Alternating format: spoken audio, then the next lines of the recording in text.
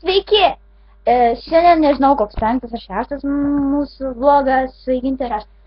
Nu gerai, neatsimenu, mes neskaičiuojam. Tai karočią, šiandien mes įsiaiškinsim, kano močiutė yra geresnė ir kuo skiriasi mūsų močiutės.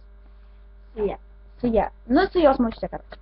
Štai čia yra mano močiutė. Parodyk įgį nuotrauką. Su ja. Parodyk nuotrauką. O šičia močiutė. Ne šičia. Karočią, štai čia kažkur yra mano močiutė. Nu, karočią, čia supratus. Va ta, kur apsirengus mėlynai. Ne ta, kur sugeria, tenais. Gerai. O mano močiutės aš šiandien savo močiutės neturiu, nes mano čia gyvena kitur. O aš dabar esu pas ją, taigi močiutės žodynas, Aiste, pradėk. Kai man močiutė sako, tu esi blogiausia pasaulyje, reiškia, kad aš esu geriausia pasaulyje. Kada močiutė sako, kad tu esi... Sakyk tiesiog tos žodžius. Debilė. Močiutė man sako, kad aš esu kurva ir visą kitą. Nu, kurva nesako, žinoma, nusiraminkit, kurva nesako. Mano gera močiutė labai.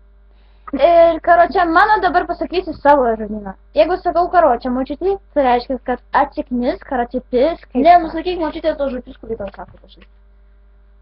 Močiutė man sako dažnai debilė, bet nemanau, kad aš tokia esu. Jeigu kas nors mano, tai komentuokit ir taip. Jo, tai, nežinau. Jeigu kas nors mokosi mano mokykloje, tai yra Kauno Švento Pranciškaus mokykla, tai komentuok.